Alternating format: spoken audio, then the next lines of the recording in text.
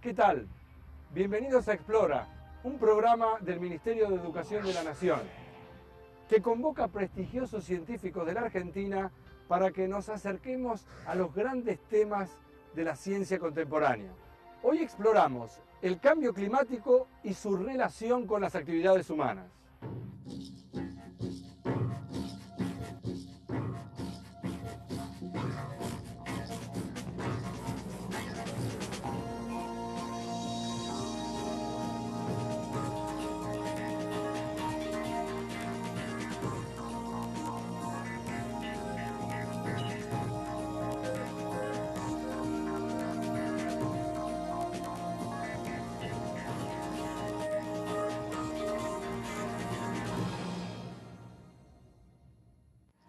En los últimos años se ha hablado frecuentemente del cambio climático.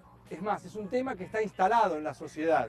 De hecho, se escribe o se habla muchísimo sobre variaciones de temperatura o del efecto invernadero. Fenómenos como el tsunami en Indonesia, como los huracanes en Estados Unidos o las inundaciones aquí en la Argentina, en la provincia de Santa Fe, han generado un debate público. Especialistas y políticos debaten sobre las responsabilidades que le caben al hombre en estos cambios que se producen en el clima del planeta.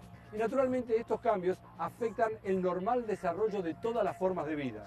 Para empezar, una breve definición de lo que es el cambio climático. Para eso hablamos con una experta, con una profesora de la Universidad de Buenos Aires, de la Facultad de Ciencias Exactas y Naturales, la doctora Inés Camilioni. El cambio climático es la variación del clima, de parámetros meteorológicos que tienen que ver con la atmósfera durante un periodo prolongado de tiempo y en una forma significativa.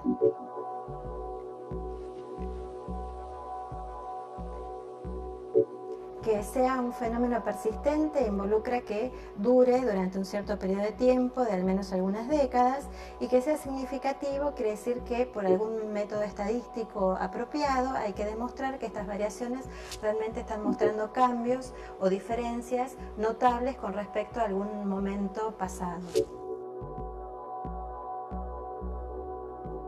El clima tiene una variabilidad natural. ¿Qué quiere decir? Que se desarrollan ciertos procesos que hacen que algunos veranos sean más calientes, algunos inviernos sean más fríos. Esto provocado por causas naturales. Pero existen actividades que realiza la humanidad, que realizan los hombres, que hacen que el clima también se vaya modificando. Este tipo de modificaciones son lo que nosotros llamamos modificaciones resultado de las actividades antrópicas.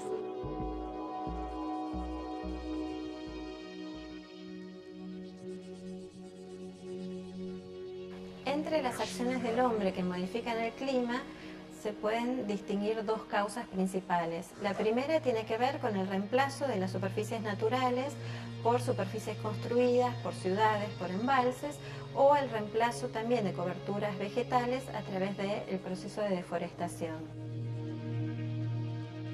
La segunda causa tiene que ver con la inyección a la atmósfera de gases, producto de actividades humanas y de procesos industriales.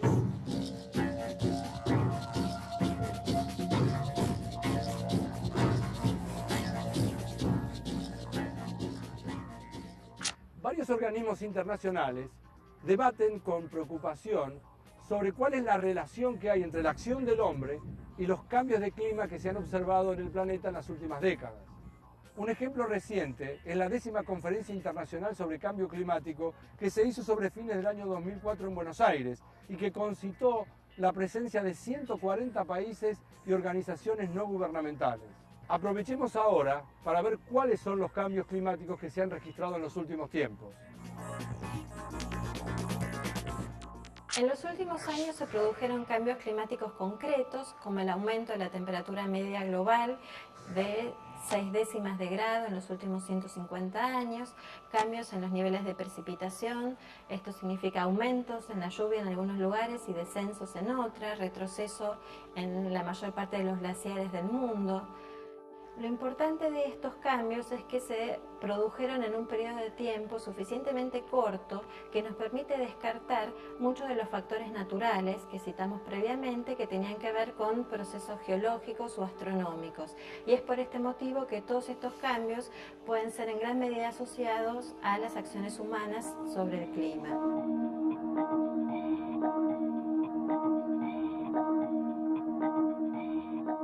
Existe un efecto natural de la atmósfera terrestre, que es lo que se conoce con el nombre de efecto invernadero. De hecho, en sí mismo, es un efecto muy beneficioso porque permite mantener los niveles de temperatura en lugares adecuados. Ahora, claro, la injerencia del hombre puede transformar en nocivo este proceso natural. Le preguntamos entonces al doctor Jesús Gardiol, que es investigador de la Facultad de Ciencias Exactas y Naturales de la UBA, ¿en qué consiste realmente el efecto invernadero? Se recurre a la figura de invernadero porque la atmósfera, naturalmente, tiene propiedades similares a estas estructuras construidas de vidrios u otros elementos. Es decir, dejan pasar la radiación solar, pero impiden la salida de la radiación terrestre. De este modo, la mayor parte de la radiación es absorbida por la atmósfera y por la superficie de la Tierra, y una ínfima parte es reflejada al espacio exterior. Al mismo tiempo, tanto la atmósfera como la superficie de la Tierra emiten energía que es absorbida por los diferentes gases que componen la atmósfera. Este efecto de invernadero es el que hace que la temperatura de la superficie de la Tierra sea más alta que si no existiese la atmósfera. Existen gases de invernadero como el óxido nitroso, el dióxido de carbono, el vapor de agua o el metano, que son componentes naturales que hacen que la atmósfera retenga la radiación terrestre. Este efecto natural se potencia y se hace perjudicial con la actividad humana que emiten gases de invernadero, logrando que haya una mayor concentración de dichos gases. Como consecuencia, la radiación saliente es cada vez menor y esto hace que la temperatura de la superficie aumente. Entre las actividades responsables de emitir este tipo de gases, podemos mencionar la quema de combustibles fósiles, la deforestación, la agricultura y la ganadería. La Convención Marco de las Naciones Unidas sobre Cambio Climático, que se hizo en el año 1992, sirve como parte de una serie de acuerdos que tienen los países que se reúnen para discutir sobre este problema. Unos años después, en el año 1997, se hizo el Protocolo de Kioto en Japón. Y lo que se pretendió es establecer límites más precisos sobre la emisión de gases de efecto invernadero.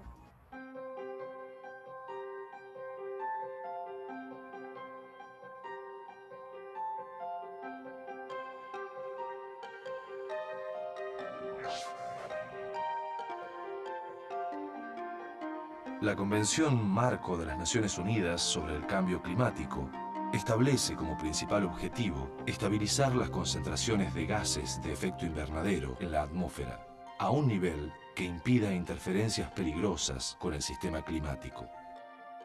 A medida que se fueron acumulando mayores evidencias científicas respecto de las causas e impactos del cambio climático, se hizo necesario establecer límites más precisos sobre las emisiones de estos gases.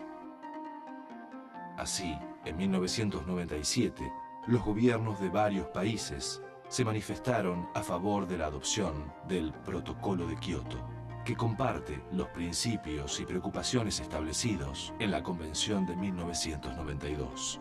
Pero a su vez, lamentablemente, el mismo no fue ratificado por 4 países que en su conjunto producen más del 30% de los gases de efecto invernadero: Australia, Estados Unidos, China e India.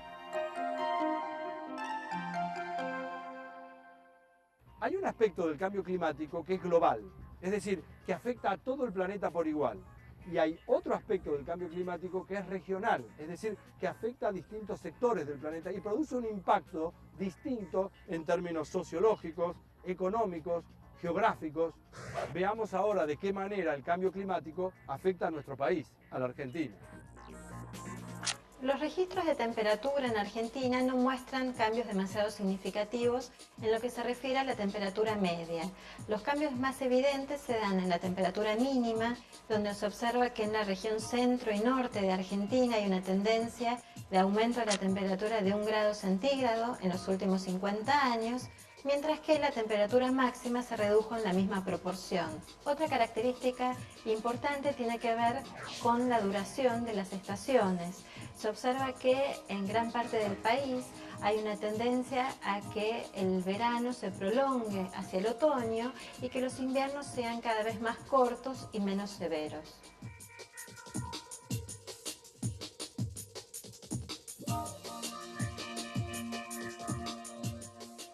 A diferencia de lo que ocurre con la temperatura, la precipitación es una de las variables meteorológicas con cambios más evidentes en Argentina. En particular, en la región centro y norte de Argentina se registra un aumento de la lluvia del 23% durante el último siglo.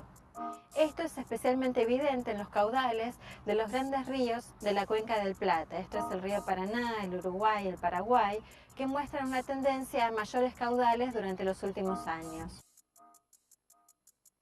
No solo se observa un aumento en los caudales medios de estos ríos, sino que también hay una mayor frecuencia en los caudales extremos, dando en esta región una mayor vulnerabilidad a la ocurrencia de inundaciones.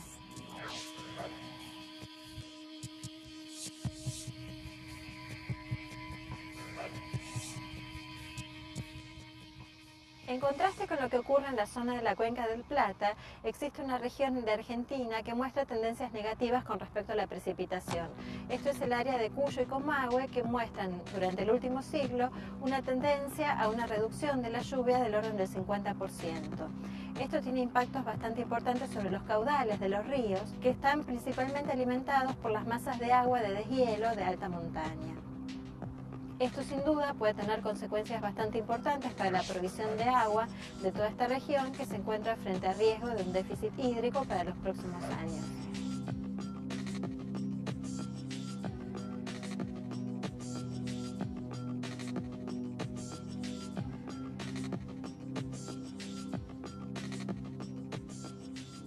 Otro cambio significativo está vinculado con la modificación del nivel del Río de la Plata. En el último siglo, en el puerto de Buenos Aires, el nivel del río aumentó 17 centímetros. En los últimos años aumentó la frecuencia de vientos del este sobre el estuario del Río de la Plata y también aumentó la frecuencia de ocurrencia de sudestadas. Esta situación pone en riesgo de mayor frecuencia de inundaciones a toda la franja costera del área metropolitana y también aumenta las posibilidades de erosión en toda la zona costera. En el próximo bloque de Explora vamos a analizar las inundaciones que ocurrieron en Santa Fe, en nuestro país, en el año 2003. De hecho, vamos a ver cómo una verdadera catástrofe nos enseñó a pensar cómo se puede modificar la vida en función de un desastre natural. Pero al mismo tiempo vamos a pensar y a entender cómo lo social y lo político tuvieron una incidencia tan fuerte que produjeron consecuencias mucho peores que las meramente naturales.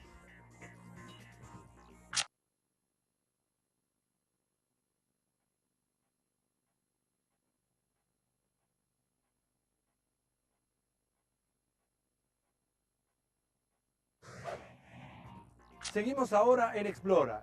El capítulo de hoy está dedicado